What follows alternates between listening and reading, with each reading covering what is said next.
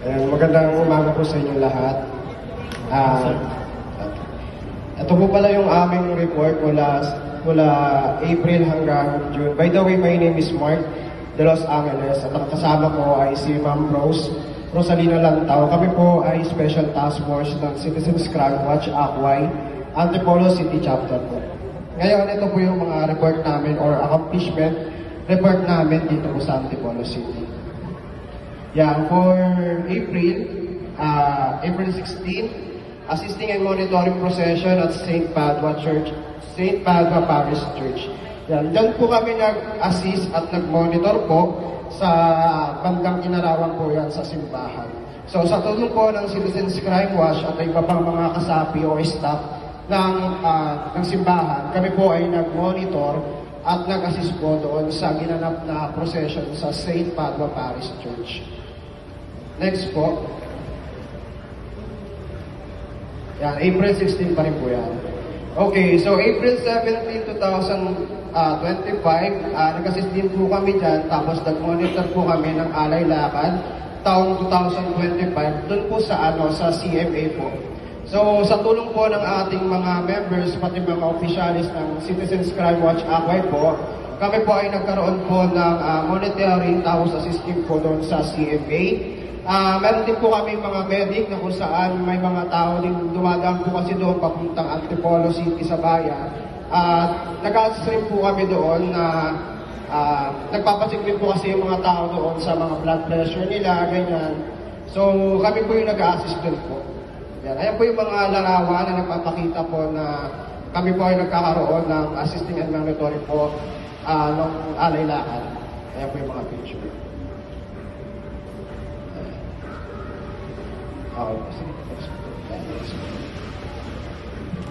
Next. So, proceed po tayo sa month of May. Next po.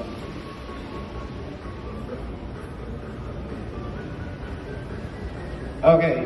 So, noong May 4, 2025, yung Citizens Crime Watch Akway po ay nagkaroon po ng charity event na ginanap po sa Barangay de la Paz, na kung saan po lahat ng mga non-organization po natin ay nagtulong-tulong o nag-donate upang magkaroon po kami ng charity event po sa pamamahala po ng Citizens Crime Watch.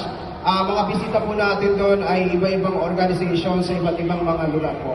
Para magkaroon lang po kami ng isang malasakit na kung saan makakatulong po tayo sa mga taong nangangailangan at kami po ay nag-ambag-ambagan upang matulungan din po sila.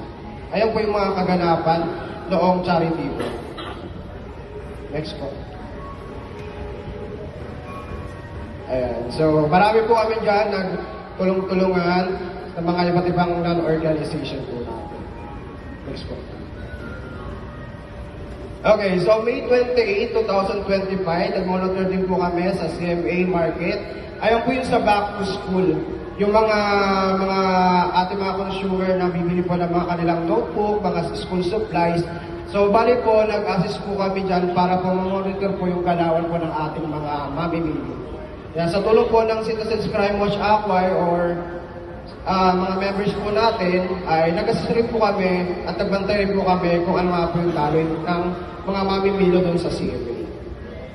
Next po. Yan, ayan po yung mga larawan. Meron din po yan, ginanap dyan yung mga sayaw-sayaw. Yan, yung mga tawag dito, yung mga taong nag-facilitate din po ng event. So, May 31, 2025, nag-assist rin po kami ng Flores de Bayo din sa St. Padua Parish Church din po. Na kung saan po, rin po kami, mag-monitor din po kami ng mga tao kasi marami pong tao dyan during that time. So, bali nag-assist rin po kami ng mga tao dyan sa ng Flores de Bayo. Next.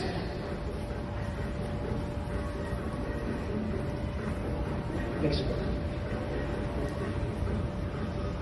Okay, so June 2, 2025, ganun din po, nag-assist din kami at monitor sa skate park. Yan, so bali po kasi may mga schedule din po kasi sa aming yung ang Antipolo kung kailan po kami mag-duty.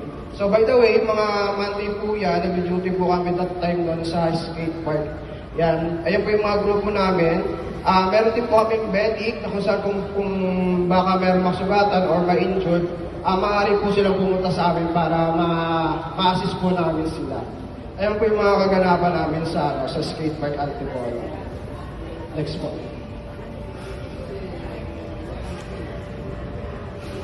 Next po. Ayan. Ayan. Monday din po yan. Ang oras namin dyan is 2 to 8. Nag-assist po kami dyan ng mga, ganun nga, mga players din po natin. Yan, yung mga members po natin, pati officials, ayan, nag-assist rin po kami dyan. Okay, yung June 16, 2025 po, ang Barangay San Isidro Chapter po ay nagkaroon po ng feeding program sa kanilang barangay. Katuwang din po yung mga members namin at mga opisyales sa ibang mga chapter po. Yan, nagkaroon po kami ng feeding program dyan sa pagtutulungan po namin at ayun, sa awa po ng Diyos na i-rush din po namin yung aming pa-event po sa aming barangay. Next po. Ayan po yung mga kaganapan sa Barangay San Isidro Chapter. Next po. Ayan. So, June 16, nag-assist ulit po kami sa skate park kasi ayun nga po yung nakaschedule sa amin every Monday. Nag-assist po kami sa skate park. Yan. Nagkataon naman po na meron din pong na-aksidente. So yung aming medic po na si Ma'am Rosalina ay in-assist niya po yung na-injured na bata. Next. Next po. Yan. So June 30, more on assisting at monitoring po kami sa skate park kasi ayun po yung namin parang ayun ang nakaschedule sa amin talagang araw kung saan po kailan kami mag-duty. Next po. Ayan, so that would be all. Thank you for listening and understanding. Salamat po. Ayun. Yeah, gusto ko yung sayaw-sayaw. Hindi ko sayaw-sayaw. Sample? Sayaw. Gusto ko yung mga ganon, sayaw-sayaw.